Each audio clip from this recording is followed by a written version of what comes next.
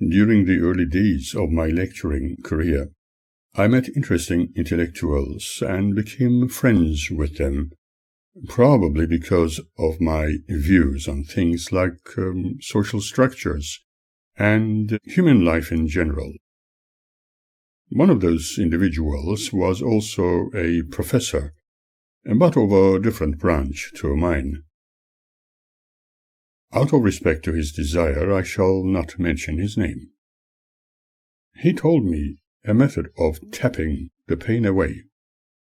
In this simplistic approach to alternative treatment, one needed to tap gently on the site of the pain, and it would be no more. I put it to test. First, I tapped my forehead when I felt a mild headache, and it almost immediately felt good.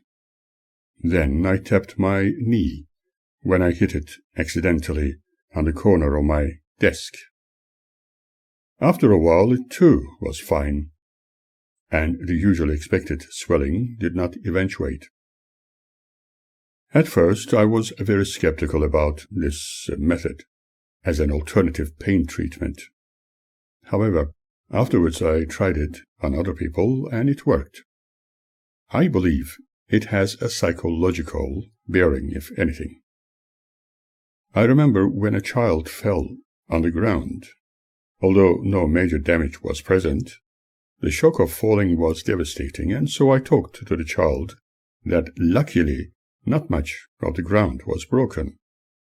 When the child looked at the ground to discover it was fine, his painful shock disappeared. Similarly, hypnosis or diversion of any kind can also be helpful in pain management. Taking this into account, I have been able to assist my children to control shock or pain when playing sports or bumping into things by simple taps they could help themselves with.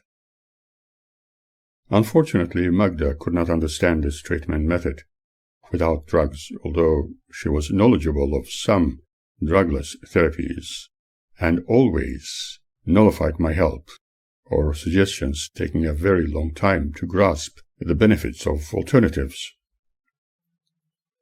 She interpreted my suggestion to tap as if I was attempting to hurt her, especially shortly after my being kicked out by her dearest brothers and sisters. What if I was doing black magic with those I called alternative treatments like the wizards and witches of old? She often shouted at me, using very hurtful words. "Don't touch me, you evil man. Don't touch me ever with your evil hands. Who knows what you were conjuring up? Who knows what other women you were touching with them?" I soon realized that all my endeavors and undertakings have been undermined, and I had nowhere to call home any more. I had no family due to being excommunicated from that cultist system. Although my wife and children were alienated, I knew life still continued, and I was part of it. Being an intellectual and very philosophical about life's circumstances, I could find alternative ways to live, hopefully without much hurt to myself or to anybody else, because I was utterly convinced that Magda had no love towards me, remembering what she often said, "Love can grow." Her love was growing in servitude to the Jehovah's Witnesses Association, with the belief that they were the only chosen of God, who would grant them everlasting life, and withhold it from others doing evil by belonging to different belief systems, or not believing in a supreme creator. In other words, she never felt any love towards me, as I have loved her, although she was my serious first affair, taking a very significant place in my heart. By letting her go, I provided her with the greatest good for what she believed in. The major problem was the welfare of our children, as I did not desire to let them grow without either parent, for every child needed both to evolve into more favorable directions. Then again, probably she thought of having solved that problem by stronger association with what she was completely dedicated to. No doubt she was relying on Jehovah's Witness elders to educate her children in the ways of the Bible they were supposedly very knowledgeable of, and in the strictest way possible. There was a huge clash of interests here. I preferred them to be well-educated intellectuals, with abilities and potential to excel into the heights, assisting humanity and themselves. I desired them to become healthy and happy individuals. But Jehovah's Witnesses wanted them to become faithful servants of God, just preaching the good news which they invented throughout their lives, believing they were going to have the best education after the world had ended and all humanity's endeavors completely destroyed. It is reminiscent of the story of the Tower of Babylon. Magda was convinced that the children had to be looked after by her alone, with spiritual guidance from her associates, obviously being led to think that their lives would be shattered, confused, and unfulfilled if they lived without any input from the witnesses.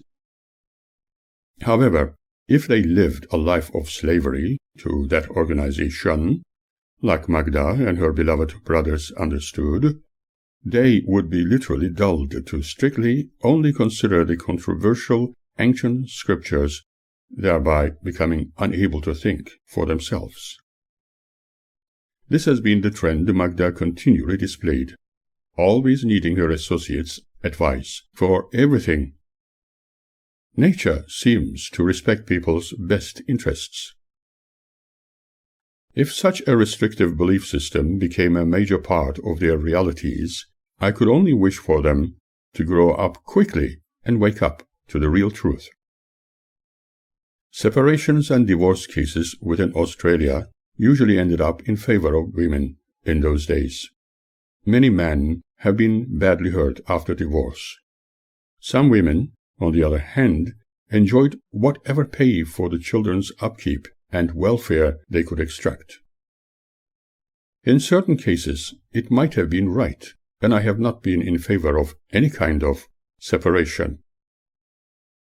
The real-life stories I was hearing were very ugly, and yet I had to prepare myself for any situation.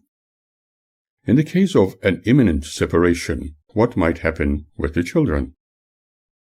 I was almost frozen with the idea.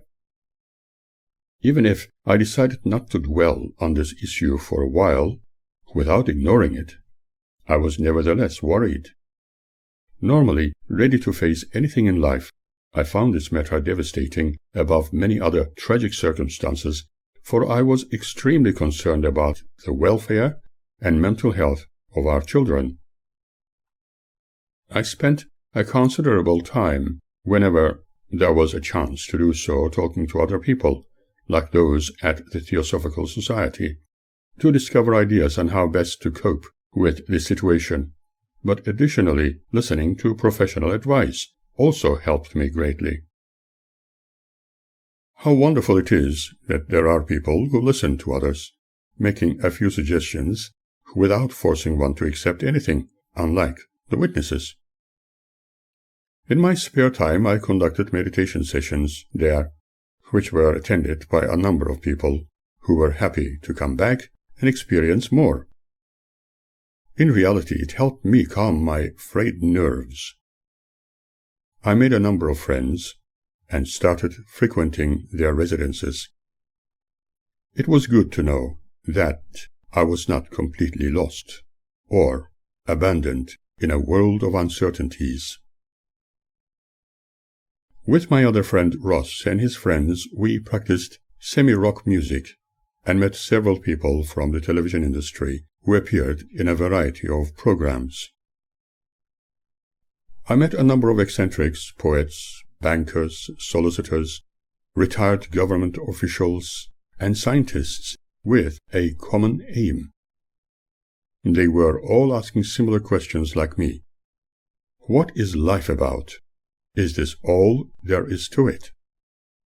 How can we help the world become a better place? Is there indeed a life beyond? Frankly, none of these issues could one ever mention to Magda. For her, there was nothing other than what her witness brothers knew and obsessively adhered to. I was outgoing, and she was what she became. Hater of the world for what it was, never wanting to be a part of it.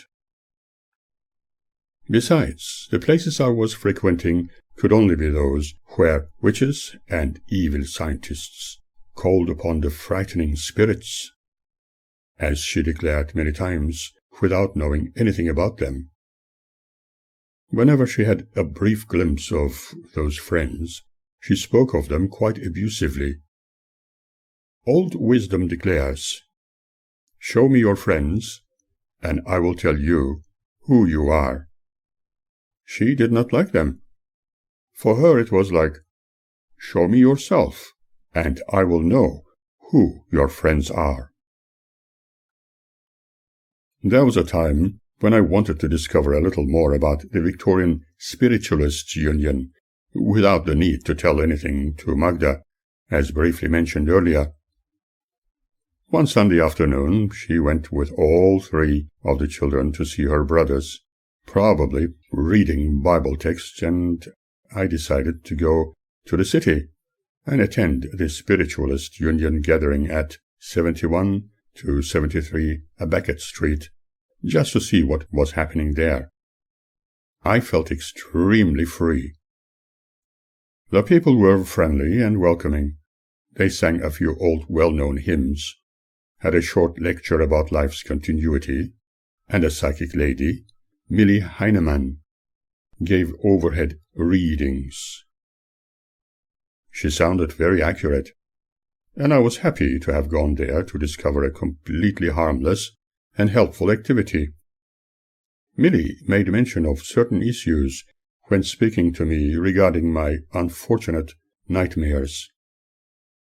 George Eldred was the president of VSU in those days, and the impression I had when visiting them for the very first time still lingers. What that psychic told me in her reading about my marriage cannot easily be forgotten. That I thought was highly surprising, because I had never told anything at that stage to anyone, but somebody else, knowing me, might have done the deed. However, Before anything like that happened with my family, I could seek different options, although I had very little hope. Magda, apart from being extremely biased, was completely dependent on what Jehovah's Witnesses suggested, therefore rendering herself incapable of doing anything important without any advice from them. When speaking with her later, in a very limited fashion, due to me being declared an evildoer, I suggested a mini-holiday could help her. Days later she came up with a similar idea, just the way her faithful friends suggested. Obviously it took a while before she could speak with them. Who knows what other negative suggestions were made? As usual, my suggestion had been completely ignored.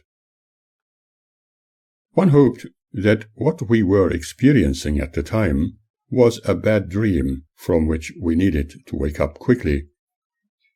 Alas, it was not a dream. I hoped that long before drifting apart completely, we could restore some sense of unity as a family, and so I suggested that, perhaps by relaxing herself on her own, away from her responsibilities, it could give her a chance to refresh her mindset. She responded that her brothers were suggesting she should have a break. However, I believe they have recommended her to be very cautious towards me, and have assisted her to spy on me with the aim of destroying our marriage. This is not a negative statement, but an accurate observation and analysis. Sadly, if she was to spend time with a few extremely fanatical people with their dogmatic considerations, it would add still more to her confusion about where to go and what to do with her life, affecting the children adversely.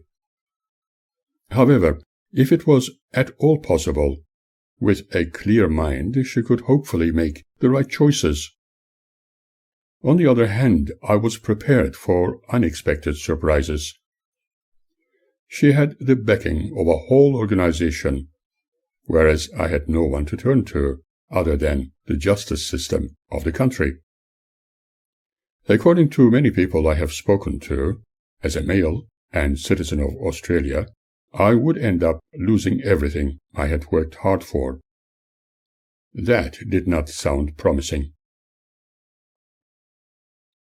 On the other hand, Magda wanted to keep her German citizenship at all costs. Apparently she did not need to vote, respect the country's constitution, or flag, for Jehovah's Witnesses never recognize any of those rights and expectations of the countries they are citizens of, and she was content with that. Remember me telling you the short account when I was granted my Australian citizenship at Moonee Ponds in a ceremony where we were issued citizenship certificates followed by normalizing my name? She reluctantly attended the occasion as she was terrified in case we would have to sing the national anthem. I suggested that she could remain seated, perhaps uttering a silent prayer instead, knowing she would do that anyway. She spent that time outside with the excuse of needing to go to the restrooms.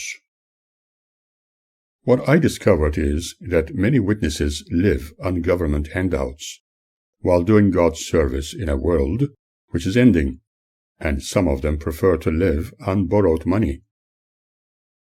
There was an unusual and unethical feeling in the air as a number of witnesses spoke about borrowing large sums of money before the end of the world in the belief they would not need to pay it back, which resulted in numerous lawsuits and bankruptcies after 1975, the year when the end was proclaimed to take place. Applying the Bible rule of paying what belongs to Caesar and what belongs to God, they paid their taxes, but doing a well-paid job would cause bigger taxes, and that had to be avoided. Besides, why should anyone even bother to worry about an exciting career? For after the world we know has ended, the witnesses are supposedly going to have everything their hearts desire.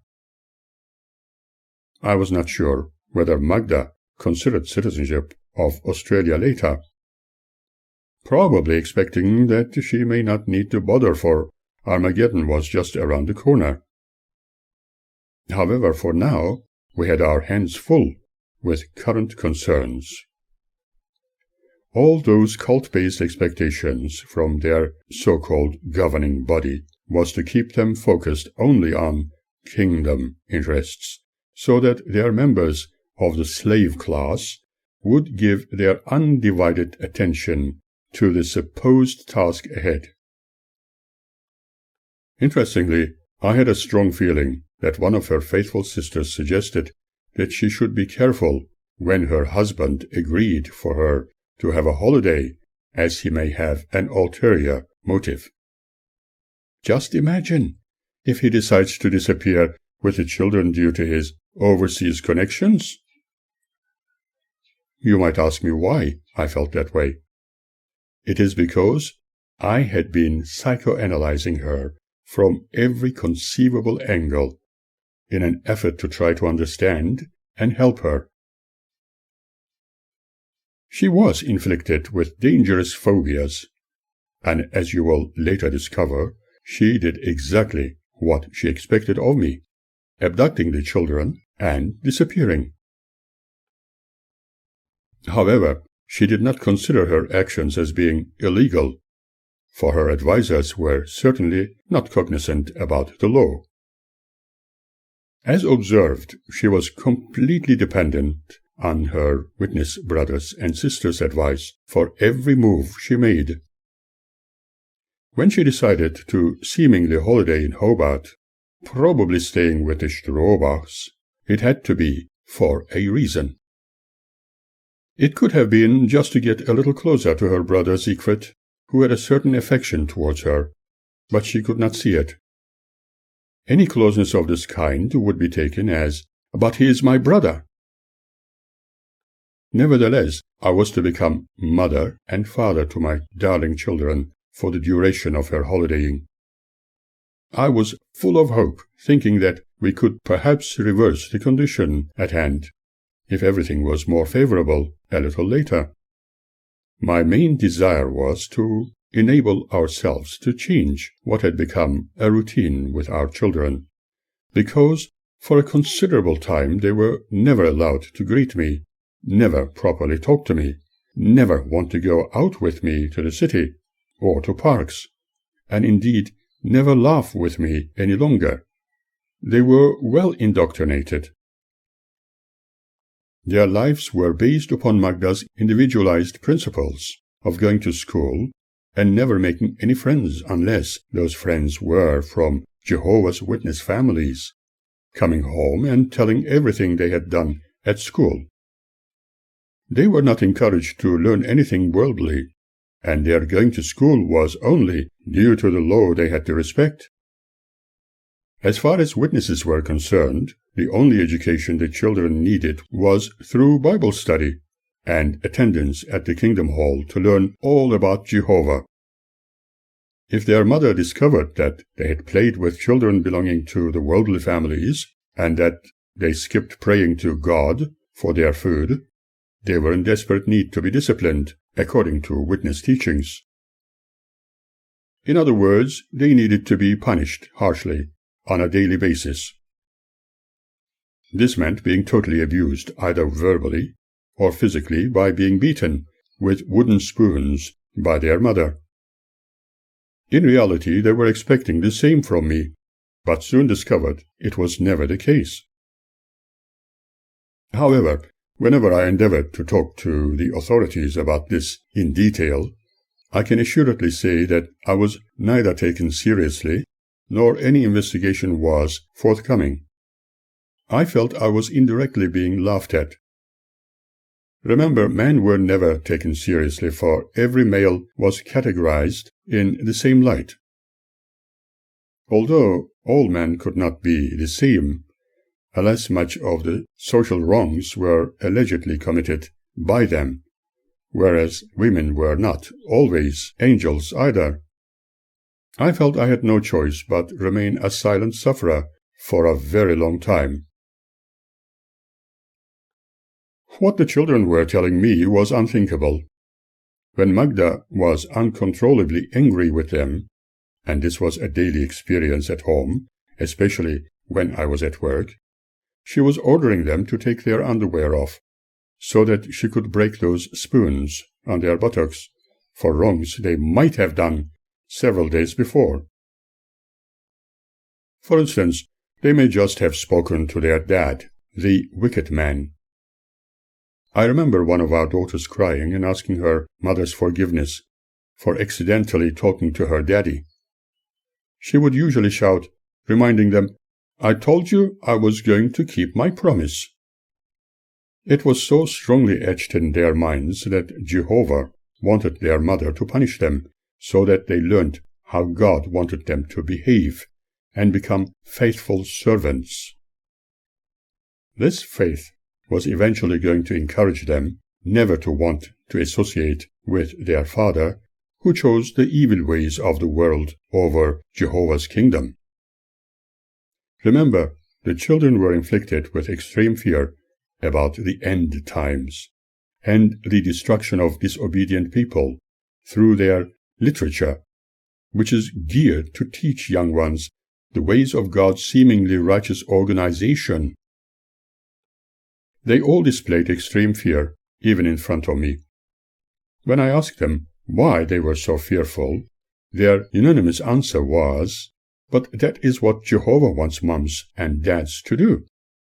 I had to take matters slowly, explaining in a subtle way that their young minds could understand, using simple stories I created, such as furry animal imagery. This way I explained a few truths, and that sometimes adults can be very cruel without realizing at times, believing they are doing the right thing because some other people have told them to do so. Here is something I have transcribed from a recorded conversation with my children. Birgit asking me a very clever question. If God is really good, why is he so happy when hurting people? Annette continuing with her inquiry. Yeah, how come God is asking Mom to hurt us? How could I answer something like that? Using my own made-up parables, I explained that some people might have been told wrong things, but they might have believed them to be correct. I preferred them to ask me why their mother was hurting them, but she would punish them severely just for asking, as she incessantly demonstrated by her behavior. During this short period of time, whilst Magda supposedly holidayed, they began to feel freer from the ills they were inflicted with. Perhaps it was wishful thinking on my part. I can never forget what Annette, even at that age, told me. If I would come back to this earth again, I would never come to Jehovah's Witnesses. This was interesting to hear, but also disturbing. Sadly, their young minds were conditioned to hate the world and everything in it. They were growing up distrusting the entire world, wherein people were seen only to be doing wrong things. This is where men, like their father, were engaged in evil deeds. They were deliberately conditioned to believe that their father was a worldly man, and therefore anything evil could be expected of him. They were conditioned to believe that their father was a very materialistic person, and Jehovah God hated those people because they did not believe in God and did not go house to house. They were conditioned to believe that their father was talking to evil spirits and doing black magic, and so God hated them and was going to punish them in the hellfire or wipe them off. What the children had learned was that this was what all good moms and dads were meant to teach their children. That discipline, boringly I must repeat, mostly contained elements of obedience to Jehovah's rules and hatred towards everything in the world. They showed me their bruises and blue marks, and on close inspection it was clearly evident that they were inflicted through harsh beatings during those disciplinary sessions.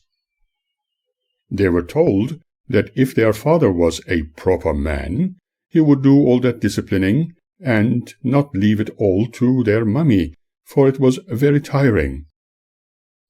Imagine what those simple and still developing minds of the children learned to consider their father as.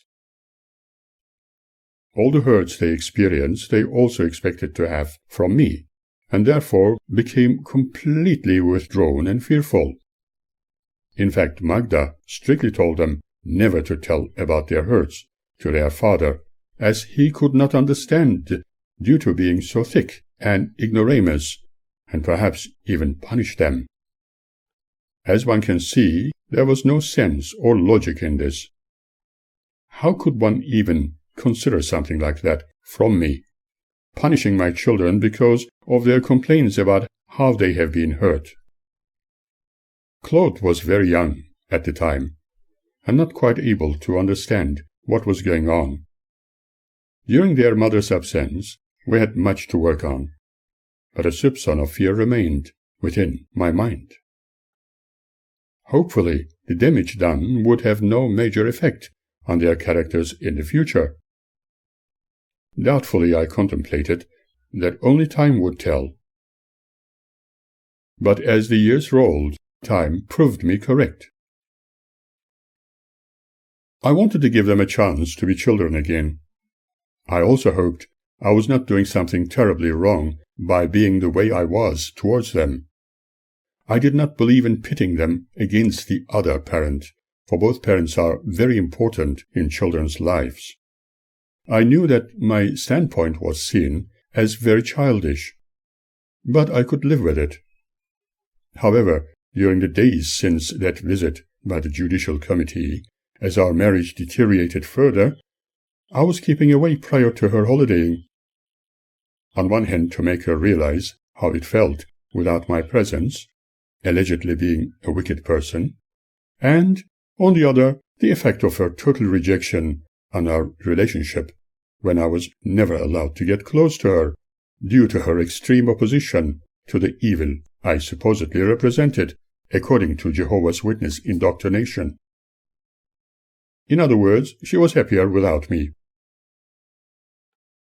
I tried to value my time by putting a lot of effort into research, sometimes frequenting university libraries, or occasionally visiting the Theosophical Society, and other interesting venues like the Victorian Spiritualist Union, Buddhist temples, Mormons, and Seventh-day Adventist churches, yoga classes, singing in choirs, performing on stage, or simply walking the streets at night. These kinds of activity kept me intact. The friends I met like Ross, Mike, Rick, David, and others gave me strength to cope with the situation I was in, and for that I am forever grateful. During the times I spent at the Theosophical Society, at their new address in Russell Street, I met others and became friends with them, including Jumei, Andreas, and Hal. Jumei claimed the earth was like a womb, and all life proceeded from her. Andreas was an eccentric, an artist specializing in mandalas, and believed in a central sun government, which organized elsewhere in the universe, claiming that he traveled to other planets from time to time. He further claimed that there were people living on Earth from other worlds. Originally, as Andreas declared, he was working in a hospital as a nurse, or an orderly, but when he claimed he discovered human flesh being served for hospital food, he lost his job.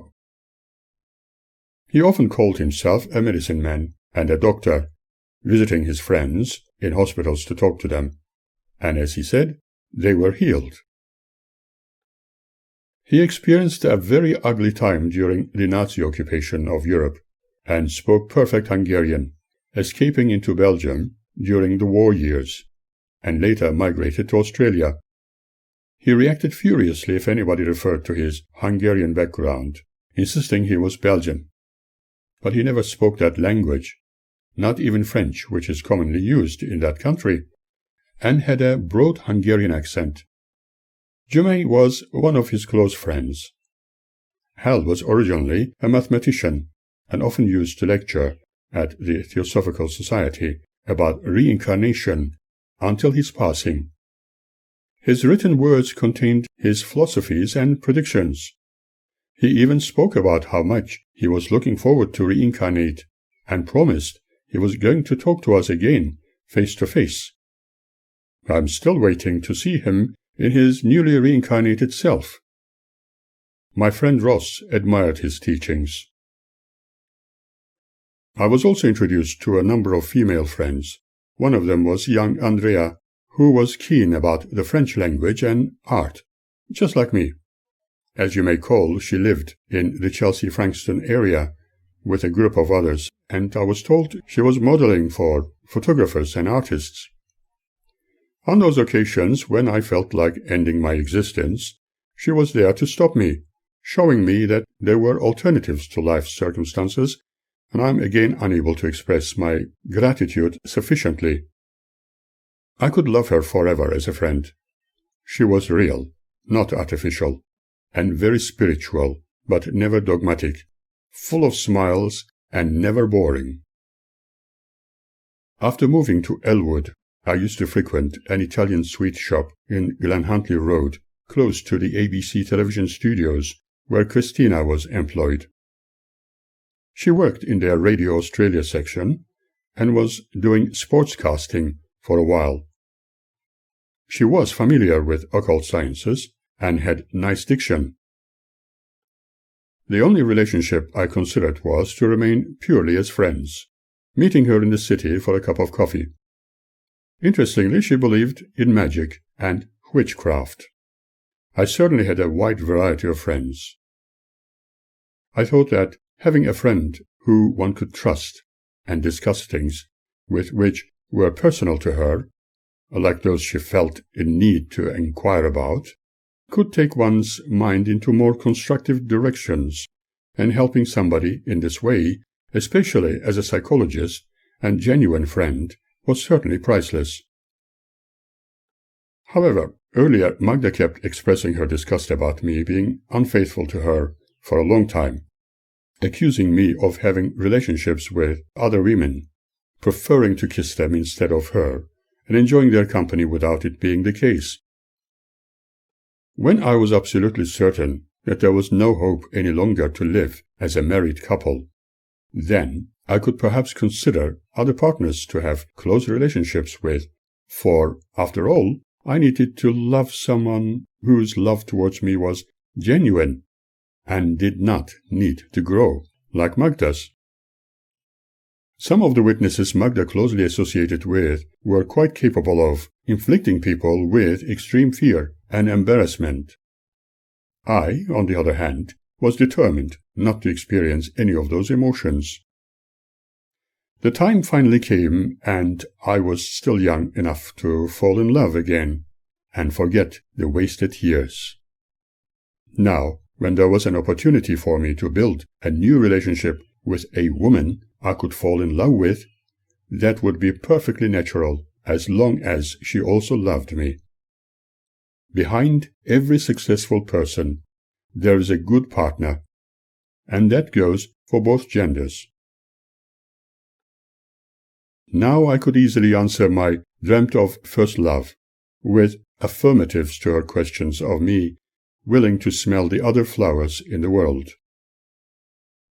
I did not need any further proof that she had never loved me, and I knew that I was living in a fool's paradise, with the hope of everything getting better.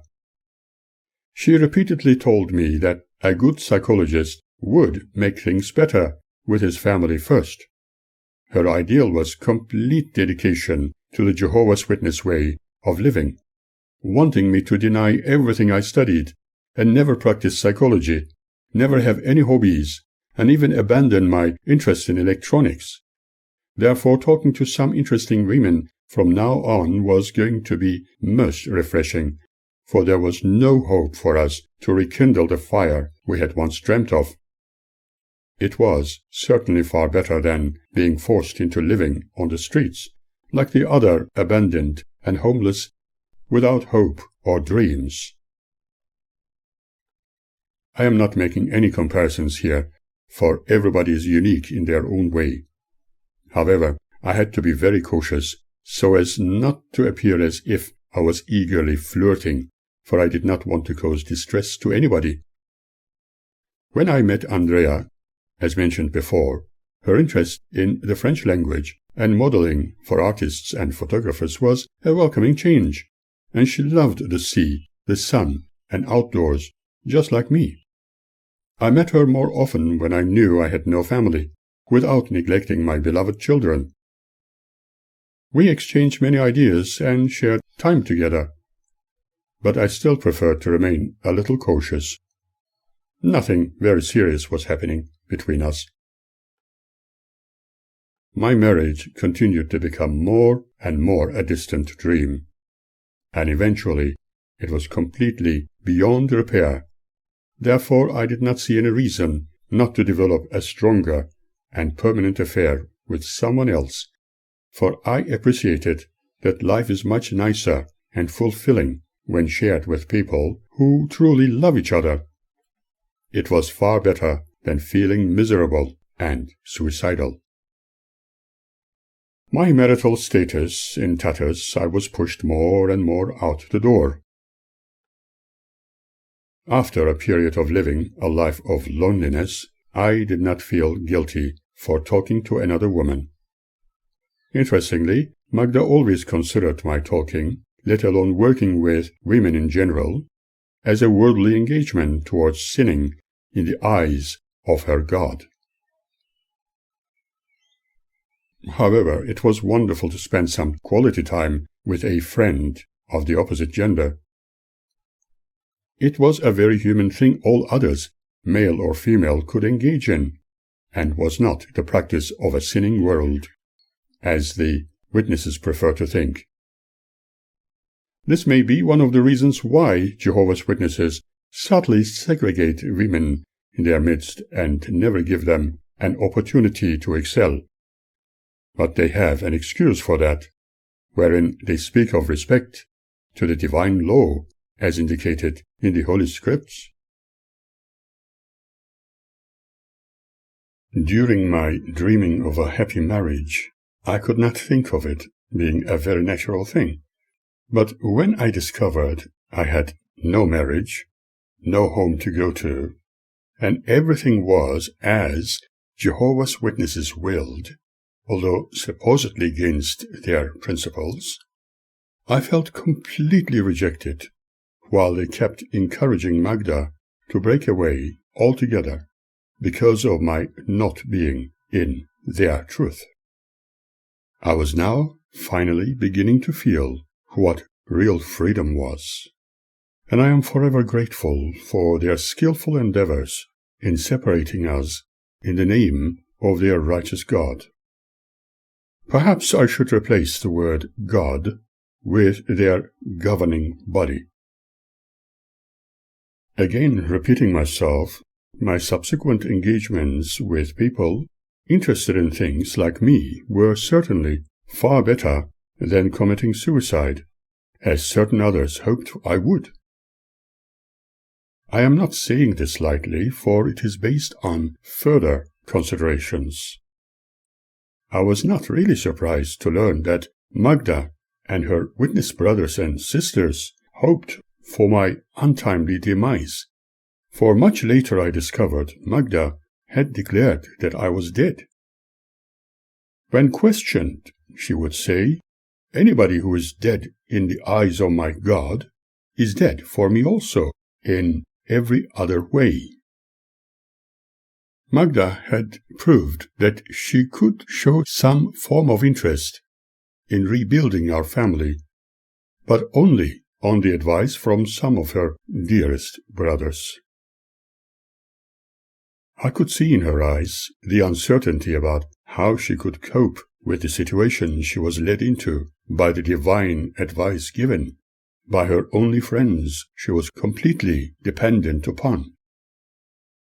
Whatever she was told by the so-called servants of the good Lord, she did as it was supposedly so diligently desired of their God. I still find it unbelievable that she had to please God and His only chosen above all else. She was ever ready to sacrifice her own family, children, and marital partner for the demands of the religious cultism she was completely dedicated to. Her attempts to recapture the happier moments we rarely had could not be successful as she might have hoped for.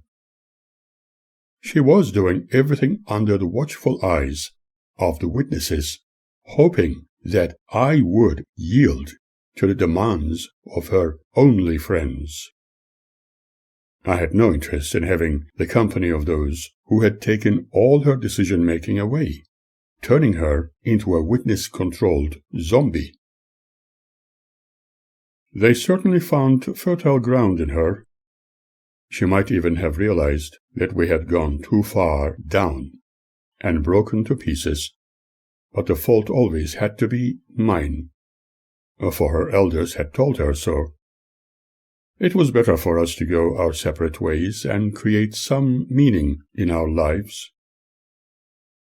However, she was still going to have a special place in my heart, for this had been my very first serious engagement, at least in fantasizing the building of a meaningful relationship.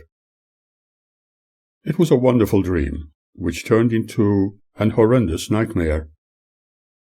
Dwight D. Eisenhower once wisely exclaimed, "Pull the string, and it will follow wherever you wish. Push it, and it will go nowhere at all."